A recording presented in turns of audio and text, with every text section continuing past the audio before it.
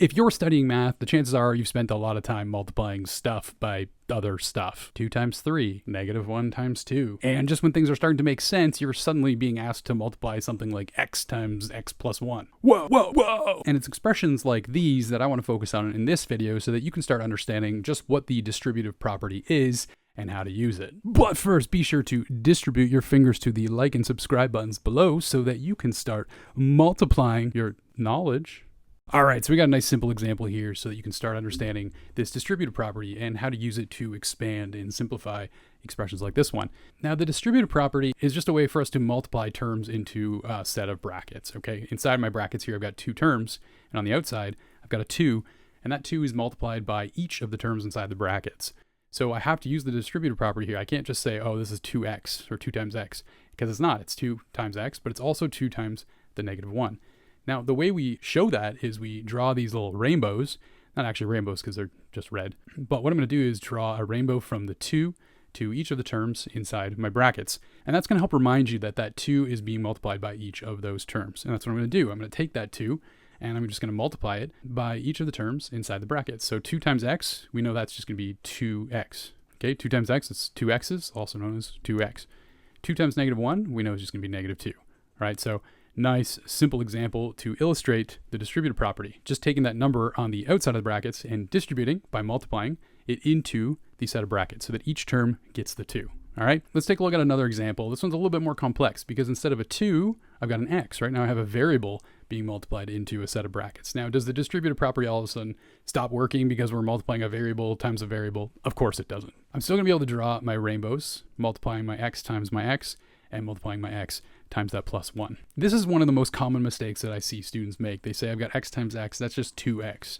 And that is not true because we know that if we take a power like this x to the power of 1 and we multiply by a power like x to the power of 1, 2 powers with the same base, we're going to add our exponents. So we're going to say that x to the power of 1 times x to the power of 1 is x to the power of 2. 1 plus 1 is 2. Okay, so we're going to get used to multiplying variables here and we add our exponents when the bases are the same. Okay, so x times x, we know that's going to be x squared, and we have x times +1. That's just going to be +1x, also known as x, so we're just going to add x there. All right, nice simplified expression after using the distributive property to expand and simplify x times x plus 1.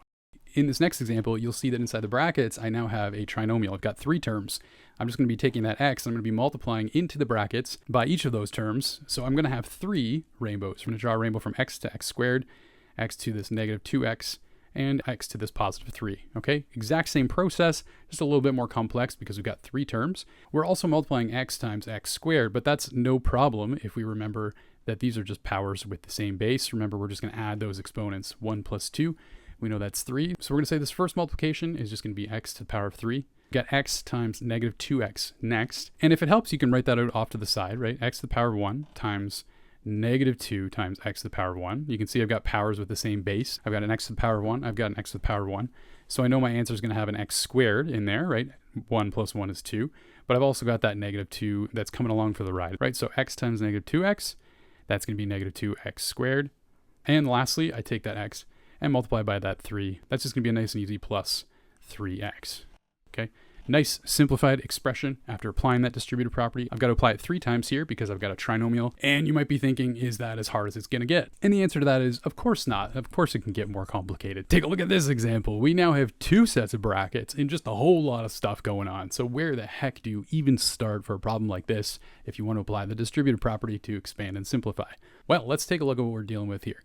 If I separate this into sort of like 2 little mini problems, I've got a 3x times an x minus 5, right? Imagine we don't have this.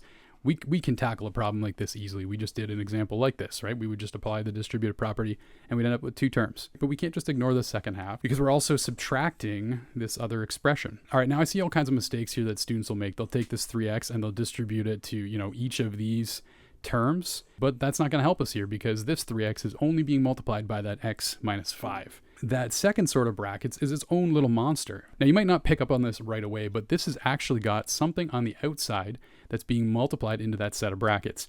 Now it's not written here, but there's actually an imaginary 1 in front of that set of brackets. Now normally multiplying by 1 isn't going to change anything, but we are not multiplying by 1 here. We're multiplying by -1, and that's going to matter quite significantly for this problem. So what we actually have here is two distributive property problems in one. We've got this 3x times x, 3x times negative 5, but I also have this negative 1 times this 2x squared, and I've got this negative 1 times this negative 2. Okay, so a lot of stuff going on in this problem, but if we just chunk it out and look at it as two separate problems, not so bad. So let's see what we get when we multiply our 3x times our x. We already know that x times x is x squared. We've got a 3, so we're going to call that 3x squared. And we've got 3x times negative 5. That's just going to be negative 15x. Okay, so that first set of brackets, we're done with that. Let's go off to the next set, though. Negative 1 times 2x squared. This is a positive 2x squared. If I multiply by negative 1, sign's just going to change, right? So I'm going to get negative 2x squared. That's my first rainbow. Now my second rainbow, careful here, you've got a negative 1 times negative 2. Negative times a negative is going to be a positive. So I've got positive 2, right? Plus 2. And that is how we would apply the distributive property for this problem. Now, this isn't exactly simplified because there is an extra step here that we can apply to clean this up and make this a simplified expression. And that extra step is collecting like terms. If you're not familiar with like terms are just two terms that have the same variable and the same power. So you can see I've got 3x squareds here and negative 2x squareds. Those are like terms. They've got the same variable, x, and the same power, 2. Okay. This negative 15x is not a like term because it doesn't have a exponent of 2. This 2 at the end here, it does have a variable of x, but that x is to the power of 0. Remember, x to the power of 0 is 1. We don't write that though. So that is not a like term. So what I'm going to do is just add one extra line at the end here to collect my like terms. So I've got 3x squareds minus 2x squareds. If that language is messing you up a little bit, just say you've got, 3 pencils and you're taking away 2 pencils. How many pencils you got left? You got 1 pencil. But we're not working with pencils. We're working with x squared. So 3x squared minus 2x squared, that's just going to be 1x squared. Okay? And what's left? Well, we dealt with this term. We dealt with this term. All that's left is going to be our negative 15x and our plus 2 at the end. And that is a nice simplified expression after applying the distributive property to this very scary looking problem. All right, so we looked at a few examples of how to multiply a single term into a set of brackets using the distributive property. But what happens in an example like this, where you're multiplying a binomial times a binomial? Well, for the answer to that question, you're going to want to head over to this video right here, and I will see you there.